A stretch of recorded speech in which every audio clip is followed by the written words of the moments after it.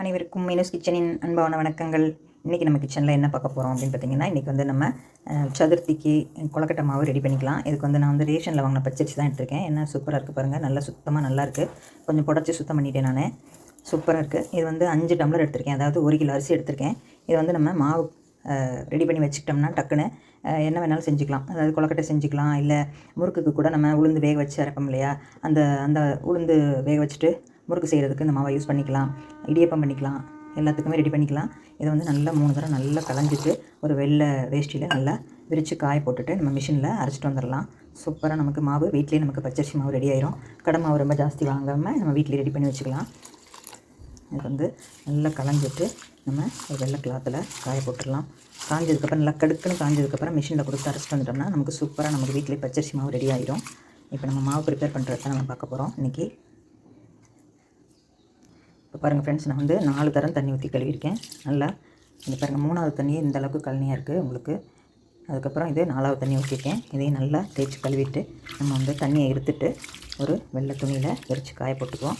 கொஞ்சம் நல்லா கடுக்குன்னு காஞ்சதுக்கப்புறம் மிஷினில் கொடுத்து மாவை அரைச்சி வச்சிட்டோம்னா நமக்கு எல்லாத்துக்கும் யூஸ் ஆகும். அரைக்கும்போது உங்களுக்கு 1 கிலோ 2 கிலோ அந்த மாதிரி அரைச்சி வச்சிட்டிங்கன்னா பச்சரிசி மாவு எல்லாத்துக்கும் யூஸ் ஆகும். பஜ்ஜி போடவோ, இல்லை பக்கோடா பண்ணவோ, இல்லை ஏதாவது அப்பமோ, இல்லை கொழுக்கட்டை அது மாதிரி செய்கிறதுக்கெல்லாம் உங்களுக்கு கைவசம் ரெடியாக மாவு இருந்துச்சுன்னா கடையில் வாங்கி வச்சுக்காமல் இந்த மாதிரி நீங்கள் வீட்டிலே ப்ரிப்பேர் பண்ணி வச்சுக்கலாம்.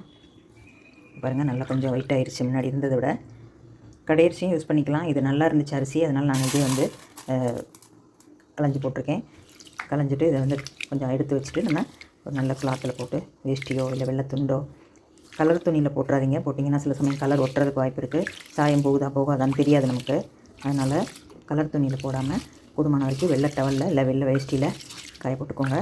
இப்போ அதை நல்லா தண்ணியை எடுத்துட்டு இந்த மாதிரி ஒரு பிளேட்டில் மாற்றிட்டு இப்போ நம்ம வந்து ஒரு வெள்ளை துணியில் காய போட்டுக்கலாம். நல்லா ஒரு நாள் ஃபுல்லாக அந்த வெள்ளை துணியில் இருந்ததுக்கப்புறம் நம்ம தாம்பாளத்தில் மாட்டிட்டு வெயிலில் கூட காய வச்சுக்கலாம். இப்போ இந்த மாதிரி அந்த தண்ணியை எடுத்துட்டு அரிசியை வந்து இந்த மாதிரி ஒரு வெள்ளை துணியில் இந்த மாதிரி விரிச்சு விட்ருக்கேன். இதில் கொஞ்சம் நல்லா அந்த ஈரம் பூரா இழுத்ததுக்கப்புறம் நம்ம கொஞ்சம் தாம்பாளத்தில் வச்சு வெயிலில் வச்சுக்கலாம்.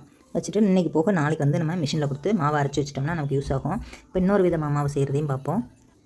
இப்போ இன்னொரு விதமாக மாவு செய்கிறது, நம்ம வந்து வீட்டிலே நம்ம மிக்சியில் மாவை திரிச்சிட்டு நம்ம வறுத்து வச்சுக்கிட்டோம்னா அது வந்து சீடை தட்டை, இப்போ தீபாவளி வரப்போகுது இல்லையா, அதுக்கு அந்த மாவு நமக்கு கண்டிப்பாக யூஸ் ஆகும். இப்போ அதுக்கு வந்து நான் வந்து அதே அரிசி தான், ரேஷன் அரிசி, அது ரொம்ப நல்லாயிருக்கு. அதனால் நான் அதை யூஸ் பண்ணிக்கிறேன். எவ்வளோ வேணுமோ நமக்கு 1/2 கிலோவோ இல்லை 1 கிலோவோ இல்லை 2 டம்ளரோ அந்த அளவில் போட்டு இதை நம்ம ஊற வச்சுட்டு நம்ம வந்து மிக்சியில் மாவை பொடி பண்ணி ஜலிச்சு வறுத்து வச்சுக்கணும். இப்போ நான் வந்து இதுக்கு 1/2 கிலோ அரிசி எடுத்திருக்கேன். இதையும் நம்ம தண்ணியில் கொட்டி நல்லா களைஞ்சிட்டு ஒரு 2 மணி நேரம் நல்லா ஊற வைக்கணும். ஊற வச்சதுக்கப்புறம் தான் நம்ம அடுத்த ஸ்டெப்பு பார்க்கணும். இப்போ பாருங்கள் ஃப்ரெண்ட்ஸ், இதையும் வந்து நல்லா 4 தரம் கழுவி எடுத்து வச்சு இப்போ இதை வந்து 5வது தண்ணி ஊற்றிருக்கேன். நல்லாவே கழனி வருது. இதை வந்து இப்போ நம்ம ஒரு 2 மணி நேரம் நல்லா ஊற விட்டுருவோம். இது வந்து நம்ம வறுத்து வச்சுக்கிறதுக்காக, மாவு இடித்து வறுக்கிறதுக்காக இந்த அரிசி சேர்த்து வச்சு ஊற போட்டிருக்கேன். அந்த அரிசி வந்து 1 கிலோ அரிசி வந்து மிஷினில் அரைக்கிறதுக்கு, அதையும் அரைச்சி வச்சுக்கலாம். இதுவும் நீங்கள் ரெடி பண்ணி வச்சிட்டிங்கன்னா உங்களுக்கு எப்போ வேணாலும் யூஸ் ஆகும். இது குச்சி மாதிரி கிடக்கு நல்லா. ஓகே ஃப்ரெண்ட்ஸ், இதை நம்ம ரெடி பண்ணிவிட்டு ஊறினதுக்கப்புறம் நம்ம மிக்சியில் திரிக்கும் போது பார்க்கலாம். மிக்சியில் பொடி பண்ணிவிட்டு அந்த ஈரத்தோடய நம்ம வந்து மாவை வறுத்து வச்சிடணும். வறுத்து வச்சுட்டா எப்போ வேணாலும் நம்ம யூஸ் பண்ணிக்கலாம். நல்லா ஊறினதுக்கப்புறம் நம்ம மிக்சியில் திரிக்கிறத பார்ப்போம். அப்புறம் ஒரு சின்ன டிப்ஸ் பார்த்திங்கன்னா, இந்த வந்து கழனி தண்ணி வந்து, அதாவது ஃபஸ்ட்டு கழுவுனதெல்லாம் ரொம்ப மாவு மாதிரி இருந்துச்சு, அதெல்லாம் ஊற்றி வச்சு இது வந்து லாஸ்ட்டாக 4வது தரம் கழுவுன தண்ணி. இந்த தண்ணியெல்லாம் வேஸ்ட் பண்ணாமல் நம்ம வந்து காய்கறி கழுவ வச்சுக்கலாம். அதாவது பச்சை மிளகா, கேரட்டு, பீன்ஸ் எது கழுவணுமோ கழுவிக்கலாம். இந்த மாதிரி இஞ்சியும் நான் கடையில் வாங்கிட்டு வந்தது. இது மண் இருந்துச்சுன்னா இதில் ஊற போட்டோம்னா கொஞ்சம் தண்ணி வேஸ்ட் ஆகாமல் இந்த தண்ணியில் நம்ம கழுவிட்டு எடுத்துக்கலாம். தண்ணியும் வேஸ்ட் ஆகாது, நமக்கு இதுவும் கழுவுன மாதிரி இருக்கும். இந்த தண்ணி வேஸ்ட் பண்ணாமல் எப்போவுமே காய் கழுவ யூஸ் பண்ணிக்கலாம். சாதாரணமாகவே நம்ம இட்லிக்கு போடும்போதோ இல்லை சாதம் வடிக்கும் போதோ அந்த கழுவி தண்ணியை வேஸ்ட் பண்ணாமல் ஏதாவது கழுவ யூஸ் பண்ணிக்கலாம். ஓகே ஃப்ரெண்ட்ஸ், நம்ம மாவு அரைக்கும்போது பார்ப்போம். இப்போ பாருங்கள் ஃப்ரெண்ட்ஸ், நம்ம வந்து அரிசி கழுவி துண்டில் காய போட்டோம் பார்த்திங்களா, அது வந்து நல்லா இப்போ வந்து உணர்ந்துருச்சு. இந்த மாதிரி நல்லா பியூர் வெள்ளை ஆகிடுச்சு பாருங்கள். இது வந்து இன்னும் ஒரு நாள் வெயில் காய்ச்சலில் போட்டுட்டு நம்ம மிஷினில் அரைச்சி பவுடராக்கி வச்சுக்கணும். இப்போ அடுத்து வந்து நம்ம மிக்சியில் திரிக்கிறதுக்கு இந்த அரிசியும் நல்லா இப்போ ஊறிடுச்சு. இதை வந்து என்ன பண்ணணும், இப்போ ஒரு பாத்திரத்துக்குள்ளே வந்து நீங்கள் கூட இருந்துச்சுன்னா வடிகூடையில் போட்டுக்கலாம். அப்படி இல்லைன்னா இந்த மாதிரி ஒரு காட்டன் கிளாத்தில் இப்படி போட்டு ஒரு கரண்டி வச்சிட்டிங்கன்னா அது வந்து தண்ணி வடிகிறதுக்கு ஈஸியாக இருக்கும். இப்போ இந்த துணியில் இந்த அரிசி இப்படி எடுத்து வச்சிட்டோம்னா தண்ணி பூரா வடிஞ்சிடும். ஒரு 5 நிமிஷத்துக்கு அப்புறம் நமக்கு தண்ணி வடிஞ்சதுக்கப்புறம் நம்ம மிக்சியில் பொடி பண்ணிவிட்டு மாவை ஜலிச்சு எடுத்துக்கலாம். இந்த மாதிரி தண்ணி வடிகிறதுக்கு எல்லா அரிசியும், அதாவது நான் இது வந்து 1/2 கிலோ அரிசி போட்டிருக்கேன், அது வந்து 1 கிலோ அரிசி போட்டிருக்கேன் மிஷினில் அரைக்கிறதுக்கு. இது இப்படி தண்ணி வடிஞ்சதுக்கப்புறம் நம்ம மாற்றிக்கலாம். இது மாதிரி இன்னொரு துணியில் இதையும் போட்டுடுறேன். போட்டு காய வச்சு கொஞ்சம் ஒரு 5 நிமிஷம் ஆகப்படி நம்ம மிக்சியில் அரைக்கலாம். பாருங்கள் ஃப்ரெண்ட்ஸ், நம்மளோட அரிசி வந்து நல்லா தண்ணி வடிஞ்சிருச்சு. இந்த மாதிரி ஈரம் உணர்ந்துருச்சுன்னா போதும். கையில் பிடிச்சா ஓரளவுக்கு பிடிக்கிற மாதிரி வரணும். அதாவது நீங்கள் துண்டுலேயே விரித்து காய போட்டாலும் போட்டுக்கலாம். நான் வந்து சும்மா அப்படி வடி விட்டு அப்படியே எடுத்து பொடி பண்ண போகிறேன். அப்படியும் பண்ணலாம், ஒன்றும் தப்பு இல்லை. கொஞ்சம் ஈரப்பதத்தோடு இருக்கும், அவ்வளோதான். நம்ம இதை எடுத்துகிட்டு இப்போ நல்லா மிக்சியில் இந்த பவுடர் பண்ணிவிட்டு நம்ம ஜலிச்சுக்கலாம். நைஸ் ஜலிக்கையில் ஜலிக்கணும். சலிக்கும் போது காட்டுறேன். இது எல்லாமே நம்ம இந்த மாதிரி அரைச்சிக்கலாம். பாருங்கள், நான் வந்து அரைச்ச மாவு பாருங்கள் இந்த மாதிரி இருக்குது. நம்ம வந்து இப்போ இதை வந்து இதில் ஜல்லடியில் போட்டு இதை ஒரு தரம் சலிச்சுட்டு இந்த கப்பியோட இந்த அரிசியெல்லாம் சேர்த்து நம்ம அடுத்தடுத்து போட்டு எல்லாத்தையும் அரைச்சி மாவு எடுத்துக்கலாம். இப்போ நான் வந்து எல்லா மாவும் அரிசியெல்லாம் பிரிச்சாச்சு. இப்போ வந்து இதை வந்து நம்ம நல்லா ஜலிச்சுக்கலாம். அது நைஸு கண்ணில் போட்டு ஜலிக்கணும், ஜல்லடை. அப்போ தான் உங்களுக்கு மாவு வந்து நைஸாக வரும். இது இப்போ நம்ம ஜலிச்சுட்டு எல்லா மாவையும் நான் அரைச்சாச்சு. இப்போ இந்த கப்பியை நம்ம ஒரு தரம் அரைச்சிட்டு வந்துடலாம். ஜலிச்சதுக்கப்புறம் கப்பி வரும் இல்லையா, அதையும் நம்ம ஒரு தரம் அரைச்சிட்டு வந்து ஜலிச்சிக்கலாம். இப்போ நம்மளோட மாவு எல்லாமே மிக்சியில் பிடிச்சி ஜலிச்சாச்சு. இப்போ நம்ம இதை வறுக்க ஆரம்பிக்கணும். இதில் உள்ள கப்பி பாருங்கள் இவ்வளோ தான் இருக்குது. நல்லா போட்டு ஊற வச்சதுனால நல்லா அரைச்சிருச்சு. நான் எடுத்துருக்க ஜலிக்கு வந்து இந்த மாதிரி நல்ல நைஸ் கண்ணாக இருக்கணும். இந்த மாதிரி ஜல்லடை வந்து மதுரையில் வந்து புது மண்டபத்தில் கிடைக்கும். இதெல்லாம் அப்போவே வாங்கி வச்சதுனால இது வந்து இப்போ யூஸ் பண்ணுறதுக்கு யூஸாக இருக்குது. நல்லாயிருக்கு யூஸ் பண்ணுறதுக்கு. இப்போ ரொம்ப நைஸ் கண்ணாக இருக்கணும். அப்போ தான் பாருங்கள் உங்களுக்கே தெரியுதுன்னு நினைக்கிறேன். சன்னமாக இருக்கும். இந்த மாதிரி நம்ம ஜலிச்சு எடுத்துக்கலாம். இப்போ நம்மளோட மாவு ரெடி ஆகிடுச்சு. இதை வந்து நம்ம நல்லா வறுத்து எடுத்துடலாம். இப்போ இந்த பாத்திரத்தில் தானே கரண்டி போட்டு துணி போட்டு வச்சுருந்தேன். இவ்வளோ தண்ணி வடிஞ்சிருச்சு பாருங்கள். இது வந்து அந்த அரிசி வடிய வைக்கும்போது இவ்வளோ தண்ணி. இப்போ நம்மளோட மாவு வந்து பாருங்கள் எப்படி இருக்குது. இதை வந்து நம்ம நல்லா வறுத்து எடுத்துக்கலாம். வறுத்து எடுத்து வச்சிட்டோம்னா எப்போ வேணாலும் நம்ம என்ன வேணாலும் செஞ்சுக்கலாம். சீடை, தட்டை, முறுக்கு எல்லாமே செஞ்சுக்கலாம். இப்போ வந்து இந்த மாவு வந்து நான் கடையை காய வச்சுருக்கேன். ஒரு சாதாரண வானல் காய வச்சுருக்கேன். இதில் வந்து நம்ம இப்போ கொஞ்சமாக நம்மளால் கை கிண்ட முடிகிற அளவுக்கு போட்டுக்கணும். போட்டுட்டு கை விடாமல் நல்ல மணல் மாதிரி வறுக்கணும். மணல் நம்ம ஆற்று மணல் எப்படி விட்டால் எப்படி லூஸாக கொட்டுமோ அந்த மாதிரி நல்ல மணல் மாதிரி வறுத்து எடுத்துக்கணும். வறுத்துட்டு அதுலேயும் திருப்பி ஜலிக்கணும். கொஞ்சம் கொஞ்சம் சின்ன சின்ன கட்டி இருக்கும். அதையும் மிக்சியில் போட்டு ஒரு தடவை பொடி பண்ணிவிட்டு ஜலிச்சு எடுத்து வச்சுக்கணும்.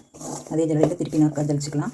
இது வந்து கொஞ்சம் நல்லா வறுத்ததுக்கப்புறம் காட்டுறேன். தீ ரொம்ப கூட இருந்துச்சுன்னா மாவு கருகிடும். அதனால் மிதமான தீயிலே வச்சு வறுக்க ஆரம்பிக்கலாம். சீக்கிரம் வறுத்தரலாம். பொடி பண்ணி பாருங்கள், சீக்கிரமே பொடி பண்ணிட்டு ஒரு நாலு தடவை மிக்சியில் போட்டேன். உடனே எல்லாமே பொடி ஆகிடுச்சு. கொஞ்சம் நல்லா அரிசி மட்டும் ஊறிடுச்சுன்னா சீக்கிரம் உங்களுக்கு மாவாயிடும். 2 மணி நேரத்துக்கு குறையாமல் நல்லா ஊறணும்.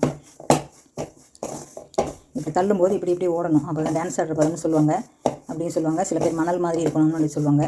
நம்ம அந்த பதத்துக்கு வரும்போது நம்ம எடுத்துக்கலாம். பாருங்கள் ஃப்ரெண்ட்ஸ், நம்மளோட மாவு வந்து நல்ல மணல் மாதிரி வறுத்தாச்சு. அப்புறம் இப்படி போடும்போது இப்படி உதிரி உதிரியாக கொத்தணும். கோலம் போட்டும் கூட பார்க்கலாம். இந்த சின்ன சின்ன கட்டியெல்லாம் இருக்கும். அது வந்து நம்ம மறுபடியும் ஜலிச்சுட்டு இப்போ வந்து இந்த ஈரமாவு இந்த வறுத்த மாவை கொஞ்சம் நேரம் ஆற வச்சுட்டு நம்ம மறுபடியும் ஒரு தடவை ஜலிக்கணும். ஜலிச்சதுக்கப்புறம் பார்த்திங்கன்னா இந்த கட்டியெல்லாம் வந்துடும். அப்போ இந்த கட்டியை மறுபடியும் மிக்சியில் போட்டு ஒரு தடவை பிடிச்சிட்டு அதையும் நம்ம ஜலிச்சு வச்சுக்கலாம். இப்படி வச்சுக்கிட்டிங்கன்னா நமக்கு எப்போ வேணாலும் இந்த மாவு யூஸ் ஆகும். இந்த மாதிரி சொல்லுவாங்க. ஈரமாவாக இருக்கிறதுனால கொஞ்சம் கட்டி தட்ட தான் செய்யும். ஒன்றும் பயப்பட வேண்டாம், அதை உடச்சி விட்டால் சரியாக போயிடும். பிகினஸ்க்காக சொல்கிறேன், தெரிஞ்சவங்களுக்கு தெரியும், தெரியாத பிள்ளைங்களுக்காக சொல்கிறேன். இது எப்போவுமே மாவு ரெடியாக வீட்டில் வச்சுருந்தீங்கன்னா கடைக்கு ஓடணுங்கிற அவசியம் இல்லை. எந்த பண்டிகைக்கும் மாவு கை கொடுக்கும். பாருங்கள், இப்படி எடுத்து விட்டோம்னா அப்படி பூ மாதிரி விழுகணும், மணல் மாதிரி விழுகணும். நம்ம கொஞ்சம் எடுத்து கை பொறுக்கிற சூட்டில் இருந்தால் இப்படி கோலம் கூட போட்டு பார்ப்பாங்க. கொஞ்சம் கட்டியாக இருக்கிறதுனால விழுகலை. இந்த மாதிரி கோலம் போட்டலாம்.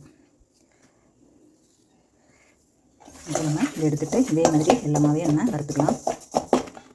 பாருங்கள் ஃப்ரெண்ட்ஸ், நம்மளோட வறுத்த மாவு வந்து இந்த மாதிரி மணல் மாதிரி இப்படி படிப்படியாக இருக்கணும். இப்போ அந்த பேப்பரில் நான் போட்டிருந்தேன், அந்த ஈரமாக இருக்கு இல்லையா, அதனால் இப்போ வேறு பேப்பர் எடுத்து இப்போ நம்ம இதை ஜலிச்சுக்கணும். ஜலிச்சுட்டு அதே ஜல்லியில் ஜலிச்சது இந்த மாதிரி கட்டி வந்துச்சுன்னா இதையும் நம்ம மிக்சியில் போட்டு பொடி பண்ணிவிட்டு அதையும் ஜலிச்சு நம்ம டப்பாவில் போட்டு வச்சுக்கலாம். இப்போ நம்மளோட மாவு பாருங்கள் எப்படி நைஸாக சூப்பராக வறுத்த மாவு. அந்த கட்டியுமே மிக்சியில் அரைச்சி ஜலிச்சு டப்பாவில் போட்டாச்சு. இதில் வந்து ஒரு சின்ன பேப்பரில் பச்சரிசி மாவு வறுத்து அரைச்சது அப்படின்னு எழுதி வச்சிட்டிங்கன்னா வறுத்த மாவு அப்படின்னு போட்டிருந்தீங்கன்னா இது வந்து உங்களுக்கு எடுக்கிறதுக்கு ஈஸியாக இருக்கும். இது வந்து புட்டும் செய்யலாம். கொலக்கட்டை வெல்லம் பாகு வச்சு ஊற்றி தேங்காய் போட்டு பிடி கொலக்கட்டையும் பிடிக்கலாம். தட்டை, சீடை என்ன வேணாலும் செய்யலாம். இது வந்து நம்ம மிஷினில் அரைச்சிக்கணும். மிஷினில் அரைச்சிட்டு வந்துட்டு நல்லா காஞ்சதுக்கப்புறம் கடுக்குன்னு காஞ்சிடணும். காஞ்சதுக்கப்புறம் மிஷினில் கொடுத்து அரைச்சிட்டு வந்துட்டோம்னா அந்த மாவு நமக்கு ரெடி ஆயிடும். அது வந்து பூரண கொலக்கட்டை செய்கிறதுக்கு இந்த மாவு சரியாக இருக்கும். அந்த மாதிரி மிஷினில் அரைச்ச மாவு இது. ஒன்றரை அரைச்சது கொஞ்சம் இருக்குது. இப்போ நம்ம இதையும் நம்ம மிஷினில் அரைச்சிட்டு வந்துட்டு நாளைக்கு கொலக்கட்டை செய்கிறத பார்க்கலாம். ஓகே ஃப்ரெண்ட்ஸ், அனைவருக்கும் நன்றி. இந்த மாதிரி நீங்களும் செஞ்சு பாருங்கள். வீட்டில் மாவு எப்போவுமே ரெடி பண்ணி வச்சுக்கலாம் நம்மளே. நீங்களும் இந்த மாதிரி செஞ்சு பார்த்துட்டு உங்கள் கமெண்ட்ஸை சொல்லுங்கள். அடுத்த வீடியோவில் சந்திப்போம். என்ன மாவு ரெடி ஆயிடுச்சு, நாளைக்கு நீ கொலக்கட்டை செய்ய வேண்டியதான். ஓகே, பார்ப்போம். அடுத்த வீடியோவில் சந்திப்போம் ஃப்ரெண்ட்ஸ். நீங்களும் இந்த மாதிரி செஞ்சு பார்த்துட்டு உங்கள் கமெண்ட்ஸ் எப்படி சொல்லுங்கள். உங்கள் ஃப்ரெண்ட்ஸுக்கும் அதை வந்து ஷேர் பண்ணி விடுங்க. இந்த மாதிரி செஞ்சு வச்சுக்கலாம் அப்படின்னு சொல்லி ஷேர் பண்ணி விடுங்க. இது நல்லா காஞ்சதுக்கப்புறம் மிஷினில் கொடுத்து நம்ம அரைச்சிக்கலாம். ஓகே ஃப்ரெண்ட்ஸ், பார்ப்போம். அடுத்த ஒரு வீடியோவில் சந்திப்போம். அனைவருக்கும் நன்றி.